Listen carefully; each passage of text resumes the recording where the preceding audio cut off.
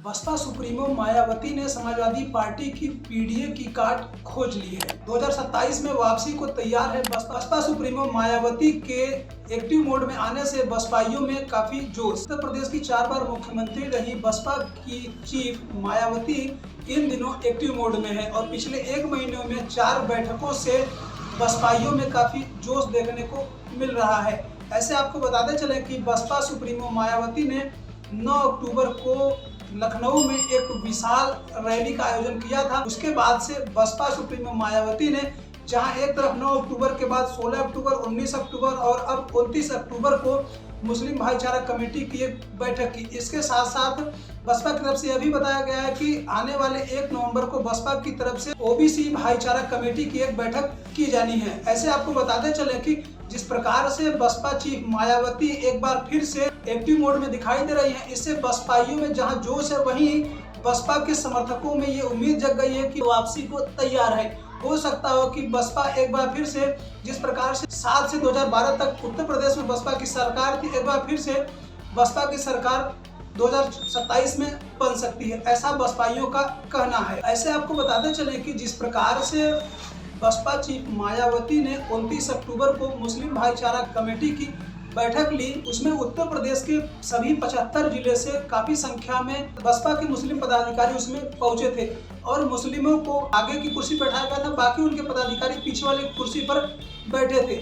ऐसे बस आपको यह भी बताते चले कि बसपा जब तक सत्ता में रही तब से लेकर के अब तक बसपा की 2012 से 2017 तक मुस्लिम भाईचारा कमेटी बनाई गई थी, लेकिन एक बार भी 2012 से 2017 तक बसपा की मुस्लिम भाईचारा कमेटी बनाई गई थी, लेकिन बसपा चीफ मायावती ने कभी इस बैठक में हिस्सा भी नहीं लिया।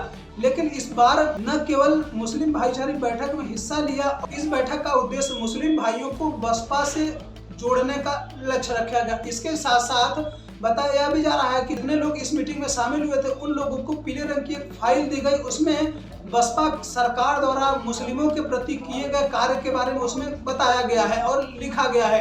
यही लक्ष्य दिया गया है कि वह मुस्लिम समाज में जाकर यह बताया कि बसपा सरकार में मुसलमानों के लिए क्या क्या किया गया। कि जब उत्तर प्रदेश में बसपा की सरकार थी 2007 से 2012 तक, जब 2007 का चुनाव हुआ था उस समय बसपा 30% वोट मिले थे। जब 2012 में चुनाव हुए तब बसपा को 26% वोट मिले थे और उसके बाद से बसपा का ग्राफ दिन ब दिन लगातार गिरता चला गया।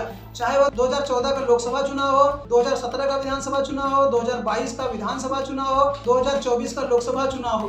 भले ही बसपा को 2019 के लोकसभा चुनाव में सपा और बसपा के गठबंधन होने की वजह से 10 लोकसभा सीटों पर चुनाव में जीत मिली थी। बसपा का यही उद्देश्य है कि जिस प्रकार से उत्तर प्रदेश में लगभग दलितों की जो आबादी है वह 21% है, वहीं पर मुस्लिमों की आबादी लगभग 19% है। अगर जोड़ दिया जाए तो 40% हो जाता है और साथ ही साथ कुछ ओबीसी अगर जुड़ जाते हैं तो बसपा को सत्ता में आने से कोई नहीं रोक सकता है। अपने इन बैठकों से समाजवादी पार्टी की पीडीए का कार्ड ढूंढ लिया है, चाहे वह पिछड़े हो, दलित हो, अल्पसंख्यक, सभी को जोड़ने का प्रयास जारी है बसपा के द्वारा। ऐसे जिस प्रकार से बसपा ने समाजवादी पार्टी की पीडीए का कार्ड खोजा है, समाजवादी पार्टी में एक टेंशन तो जरूर चली गई होगी। अब समाजवादी पार्टी बसपा के इस पीडीए के कार्ड को खोजती है, कैसे काट करती है।